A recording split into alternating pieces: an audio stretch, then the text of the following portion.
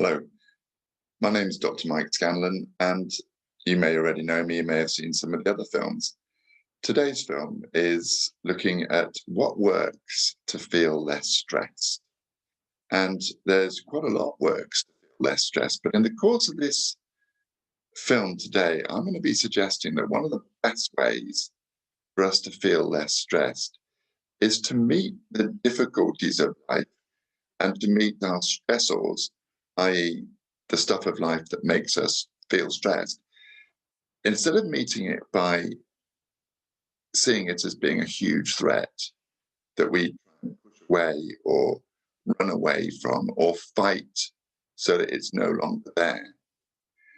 My suggestion today, and what we're going to look at through the course of this film, is meeting the difficulties that show up, meeting our responses and our reactions to what shows up with a real, genuine curiosity. If you've never tried this, it might be worth trying at some point. If you connect with a fearful thought or a picture of something that you're worried about that might happen, let's say we're worried about walking into an exam, sitting down and opening the paper and suddenly realizing that nothing on the paper makes any sense whatsoever. And if we just connected with that for a moment and we found the sense of fear, then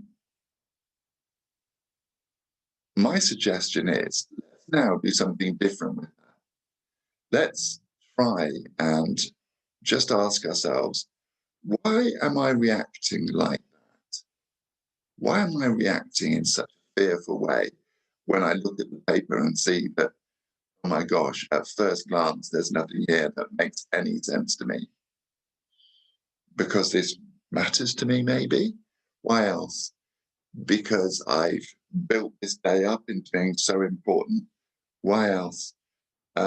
Because maybe I'm so anxious that I've pushed my brain way into that place where I'm no longer in that place of competence. I'm so stressed, I'm not even seeing things straight. Why else are we so worried about looking at this paper and saying, because it really matters to me? Now, as I've been meeting that scary scenario with that genuine curiosity, why am I reacting like this? What's this about? Why is this so important to me? Then I've started to use a completely different part of my brain. The part of my brain that's responsible for genuine curiosity. And it's really difficult to be curious and hugely anxious as well. So as our curiosity takes place and initiates, what we sometimes find is the calm descends just that little bit more. And our curious brain replaces our fear brain.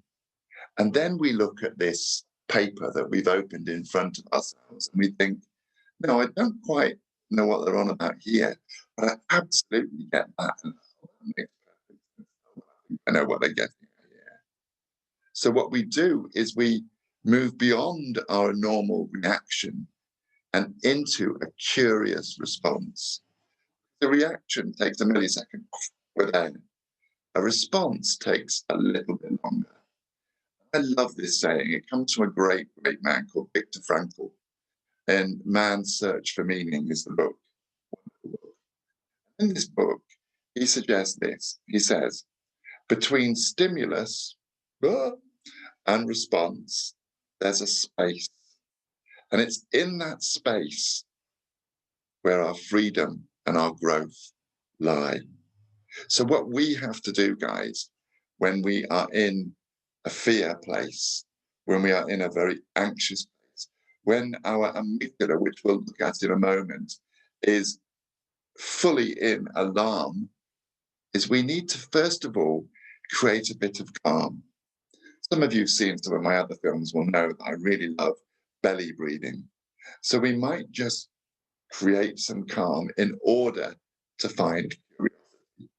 So we put our hands just on our tummies there, And if you can, visualize a balloon just underneath that hand resting on your tummy. And then I'm going to ask you to belly breathe until you feel calm descends. Might be for 5 breaths, 15. But keep breathing in this way until you feel that, oh, don't worry, we're not going to do 15. Let's just do 3 belly breaths. So we close our eyes, ideally, and we take a gentle breath right into that tummy. And we feel the balloon fill, and then we let the breath out. And as we do, we just tighten, pull in our tummy muscles, which creates more space in our lungs. And we take another lovely breath into the tummy. And as we let go, we suck our tummy muscles in. And again, gentle breath into the tummy. And let go, bringing those tummy muscles in, creating that space. Now, once we've created that space and we want to start exploring this antidote to fear, as I've called it there, we now need to think about 2 things, really. One is this model of the DNAV, which can really, really help. But it's called the DNAV because the idea is that values, what really matters in our life, can prove more powerful than the DNA that has constructed our amygdala, our fear center in our brain. But we need to be in touch with the stuff of life that really matters. And you guessed it, curiously in touch with the stuff that really matters. So if we look at that head there, obviously this chap on the slide here has just seen something enormously scary. Okay, so his fear response has been activated. His amygdala is really clanging. His thalamus is processing this stuff so fast. And then the visual cortex is switched on. His hearing is switched on more. His sense of touch is switched on more because he is preparing to fight or to run away or to hide or to freeze. None of which, particularly you guys, concentrate well, does it? So we have to counteract this, let's look at this word, this amygdalic response, because the amygdala is like 2 tiny little almond-shaped organs just here behind the nose and the eyes. And the amygdala is solely pretty much responsible for all of that fear response. So let's look at this DNAV and see how that can help us. So we've created calm using our breathing. We first go in and we remind ourselves about the stuff of life that really matters. What gives you your sense of vitality? Where are you going? What do you want to be? What do you want to do in your life? And we just notice then that, you know what, all of this fear sort of blocks me getting and doing, and being concentrated enough to achieve the stuff I want to achieve in my life. So I slide in and I just be curious. So what am I focusing on? What's my noticer focusing on? Normally, that part of our brain will be focusing on one thing that it's interpreting as threat. The noticer often gets this wrong. Facial expressions. We see a teacher and we think, oh, God, they're really, really angry with me. And our noticer notices that. The amygdala immediately picks up on the noticer, sends the fear response. And in that moment that we get the fear response, what we do is we usually push it down and try not to have it, which I'm suggesting doesn't work very well. Kind of works for a second or two in the short term. Then you see the noticer, after a while, notices that the expression has changed. And if we meet that with curiosity, I wonder what was wrong, then our anxiety is fine, isn't it? But we also have this part of our brain that fibs to us terribly when we're in stressful happenings, occasions. And we call this our advisor. The advisor is the part of our brain that sort of turns over and talks to us loads. When we see something fearful, it's when the advisor is in its fear response, the advisor doesn't advise us using sentences with any curiosity, with any nuance. That's kind of with a bit of space, with a bit of variety. The advisor just run, fight, hide, freeze. And we do run, fight, hide, freeze because the advisor has told us to, unless we've created that calm. Now, if we've created that calm, the advisor still might be a bit unhelpful and say, oh, it's probably because you were talking all last lesson and teacher hasn't forgotten about that and is going to give you a really hard time. And then when we connect with what our advisor's telling us, our noticer then deliberately almost goes looking for evidence to support this thought. It might just be, that your teacher's had a really terrible day. The teacher's kids have been late in the morning, their car's broken down, they've just received a huge bill for something.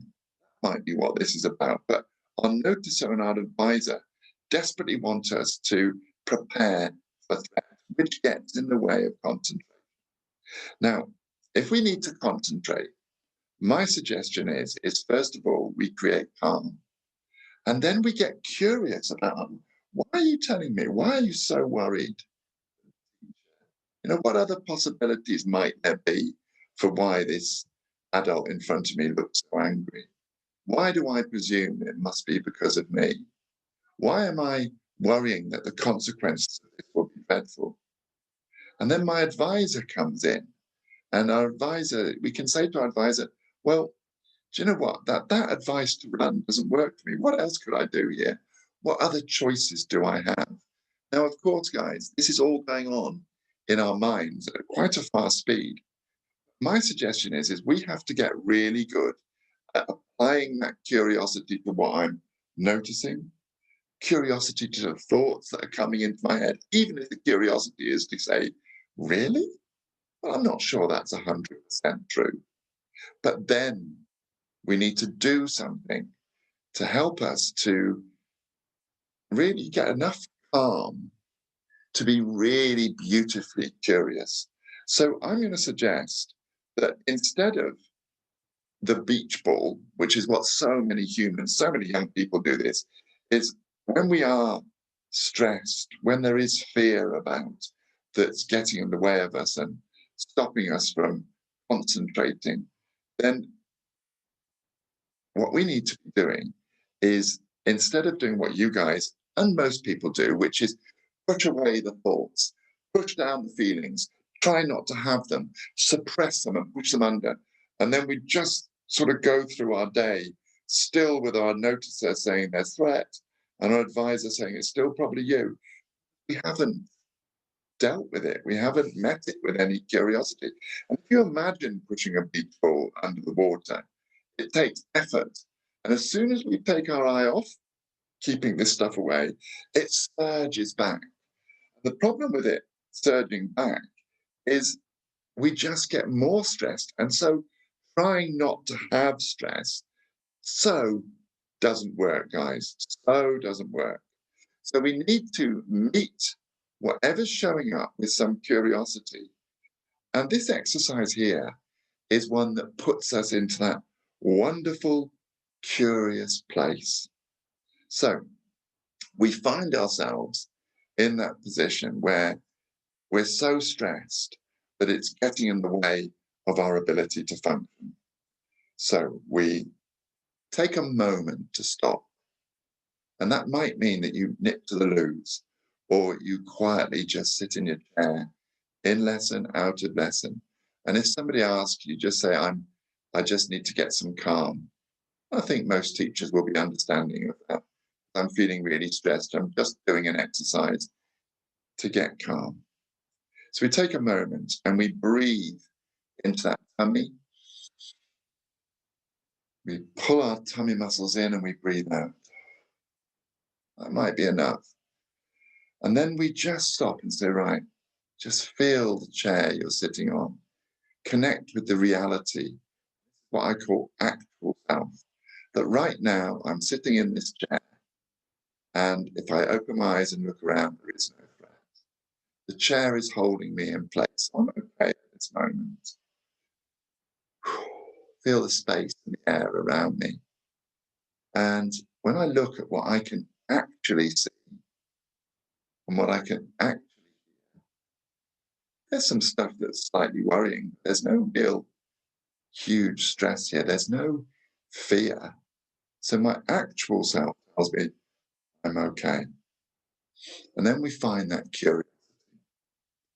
And we're able to say, do you know what? I think that I am a bit tense. I'm a bit scary. But I'm functioning. So what's made me feel so tense? What's made me feel so worried? It's because this matters to me. It's because I like that teacher. It's because I don't want that angry and cross with me. Why does it worry me? Because I'm a good human being, I suppose. Why else does it worry me? Because I find conflict and argument quite difficult. Why else does it worry you? Well, because memories, I suppose, of times when people have shouted at me and it's been horrible. Now, because you found your curious brain, you will also have discovered that your fear levels have come right down and you are beginning to feel less stressed. So very simply put, guys, we need to hone our ability to meet stress, anxiety, and fear with curiosity. Now, why is this showing up? We need to be sure that we don't always respond to threat using that old part of our brain where we have only got very limited options to run, to fight, to hide, to freeze. Find those options through curiosity, and that way we start to master stress. I hope you found this to be useful. Think about this. Think about your noticer, your advisor, the stuff that matters. Be more willing, guys, to step into that discoverer space and try and do something new and different, not once, until it becomes a new way of dealing with fear and stress. Thank you so much for listening and being with me on this recording. Thanks, guys.